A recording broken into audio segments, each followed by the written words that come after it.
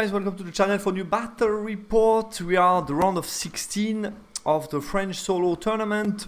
I was paired against KOE player.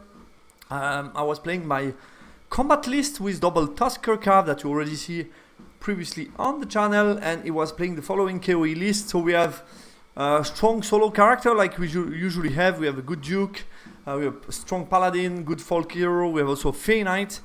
Then he has a couple of Cavalry Boss, 2 units of, we have Realm and Quest, support unit of Sergeant, then a little block of Castle Guards together with a Reliquary, and then we have 3 Sky Herald as a Chaff and Anti-Chaff, and you see the magic setup is quite minimalist.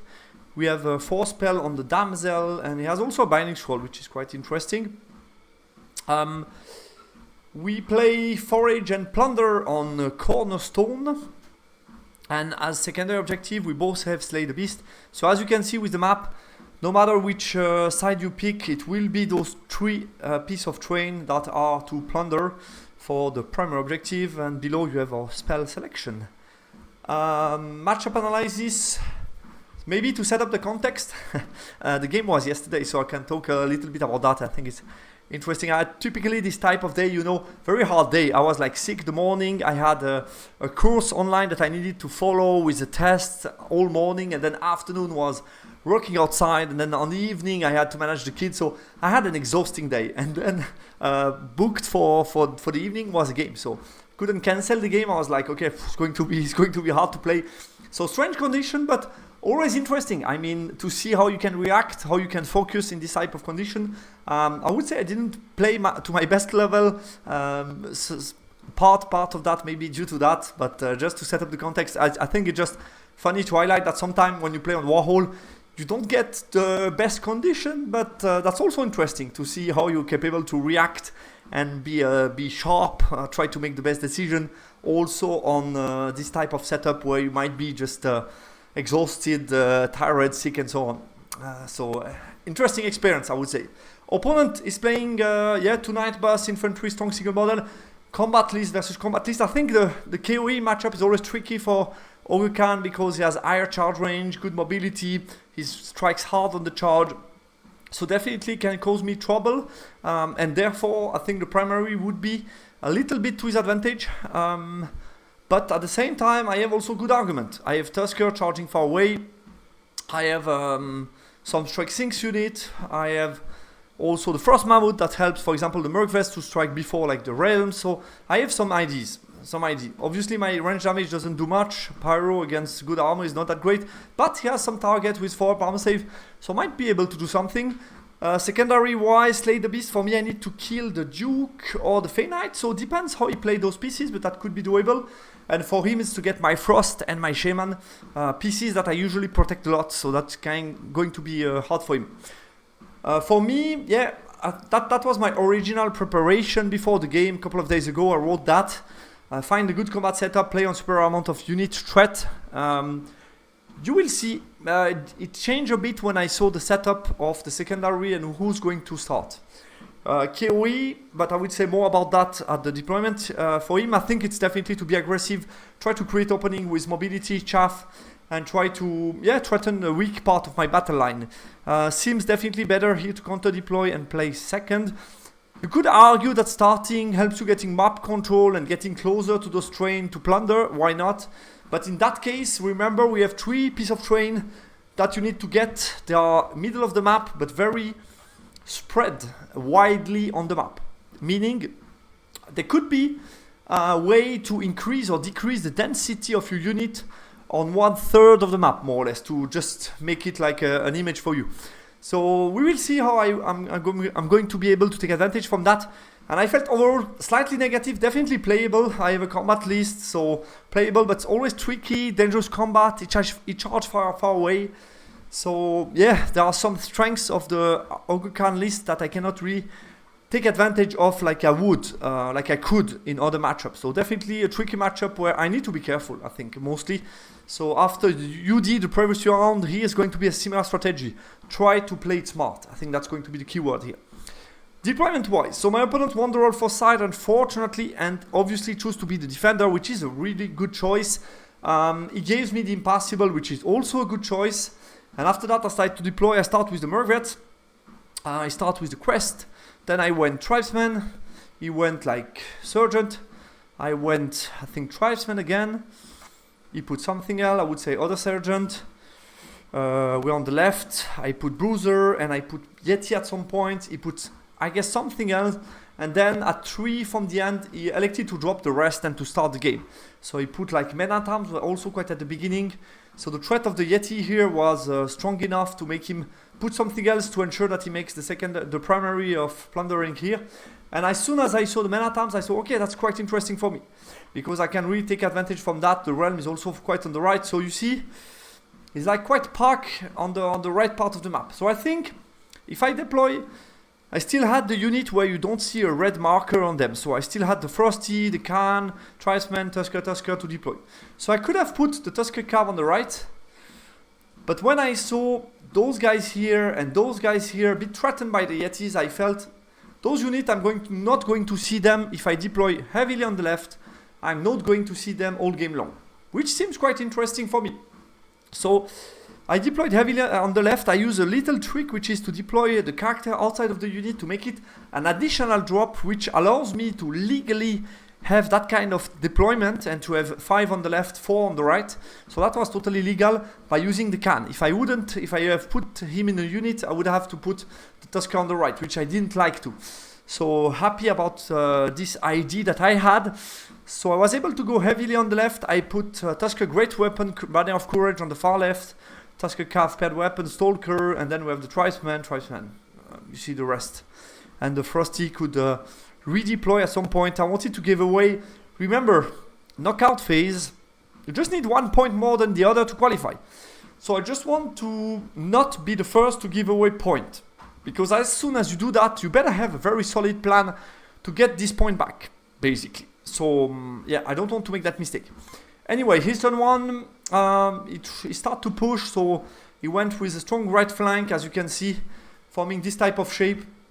It goes heavily. My Yeti are annoying for him because he doesn't want to charge from the Yeti into this cavalry, so he uses his infantry to come here. And the Fey Knights start to move to the side.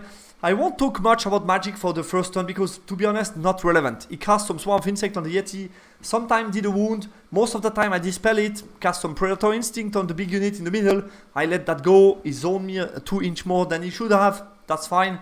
And I try to cast a 30-inch. Here I try to get some Cage of Amber Fireball on them. They only have a 6+, 4+6+, but he makes a good amount of save. Because he had like Cleric in the middle, here he heals, here as well, good armor save everywhere, so I felt it's either the infantry, but I'm not going to see the infantry, so I don't need it, so let's try to target the Herald. But I did as much as I could, and I didn't do much, you will see the first couple of turns. So he readjust, I reposition, not that interesting to talk into the detail. Those guys are not dead, just a Warhall mistake that he did to delete them. He realized that he might need those guys as chaff before they die on the far right. First he thought he might use them to be aggressive against the Yetis because they are more mobile than my Yetis, which is a good idea. But then he realized he might need them here in the middle to chaff and activate at some point. Because what am I at the moment playing on? You could say, okay, this is very drawish. How is Matt going to win this game? We both plunder left and right, so we have the middle. We play Slay the Beast, remember. And this guy, as long as he stays within his deployment zone, he's losing the secondary. And I play second. So my thought process is, I have Bruiser and Great Weapon guy here looking at you. If you try to exit deployment zone turn 6, I will charge you, kill you, and I'm going to win it. And if you stay inside, I'm going to win the secondary, and that's enough to qualify. So I'm thinking here, playing second, I can exit my own Frost and Shaman easily for my DZ. So at the moment, doesn't look like it, but I have the edge actually. And that's why I don't need to take any unnecessary risk, any unnecessary activity that could lead to potential dangerous combat. Remember, I want here control, I want safety, I want certainty about the outcome. I don't want any combat uncertainty that you saw enough and enough in all the battle report that I made the recent time. You saw all that can happen. Even safe combat can fluff and then you lose and then you're out. So if you want to have success on the long run, you better try to get those things right and try to make some choice that give you certainty, that give you secure outcome as much as you can. It's still a dice game, but in that case, by reducing the amount of combat in a dangerous matchup like I did against UD the previous round, basically I augment my chances of, I reduce basically the uncertainty or the risk to have something happening in combat that I don't like and I get beaten basically. His turn, my turn 3, I readjust. We go to his 4, so he prepares his chaff. I continue to try to blast, but I cannot get rid of his chaff, which is annoying. And then we move on to my 4, again, redeploying, placing stuff. And now 5, he activates. So that's interesting. He goes within the train to plunder. In March 20 with Kai Herald, I don't recall, I think he didn't make the DT, but that doesn't matter. But it could have mattered, yeah, if he does 2 wounds, panic. I don't recall, but no matter what, it's not a lot of DT, so not that likely that he suffers anything from that. But he managed to chaff my guys here. Okay, I cannot chaff into the quest. And I forgot about the Paladin. Paladin is able to come out and chaff my Tribesman. A bit, yeah, here I was a bit definitely tired to not follow that chaff watch option. I have no possibility to charge him with anything else than the Tribesman Strength 4, or I could charge with the Merc Vets, but that's not helping much. So yeah, here I have a couple of issues to get rid of that, because my plan was rather to chaff next turn, go inside, and then I can get the charge. That was the idea, but now I'm blocked by this Paladin, which is not a good news for me. So we'll see how I get rid of that. I get this ID, so I charge with the Merc Vets. I place the Frosty, so the idea is here he cannot charge me, it's in the flank, and the quest boss cannot wheel pass and contact, so that's fine. I can leave that. The Paladin and the character, he's attached, so he cannot come out, so that's fine. The Paladin is still chaff, so that's okay. I charge into those guys. He couldn't flee because I could have charged the realm and then he's dead. So no, that's not a good idea for him. I get into the field. I'm still in the front of his quest. He can charge quest and sergeant, but he would have to maximize the sergeant. And in that case, I would just murder the sergeant and at least high combat, and then I have counter charge from Yetis, and it's over for him. So I think not a good choice. He can come with realm alone. Knight of the Realm alone. He has the Duke going before me, Urtus melee, so it's like 6 attack strength 6, so like 3 up, 2 up. He can do a good amount of damage, obviously, but then I go before the Realm, and you will see the stat, I just put them just for the record. Quite interesting to see that, yeah, I mean, I have battle focus, rerolling the 1 to hit and to wound, so that's still quite solid. We will see what he decides to do.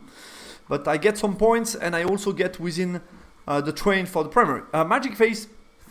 He's a key magic phase. I forgot a bit. He had a binding scroll. He can use it on Children of Umi. He did. Then I was lucky enough to get Rod of Battle, and I think he dispel. I had like Cage of Amber, just to put it on the realm. Maybe he suffers a wound. Maybe on the moment he charges, he suffers a wound. You never know. 1 night less can change anything. So I tried to get that, but I think he dispelled then the cage, and he failed the dispel on the rod, which was a bit lucky for me and is obviously key.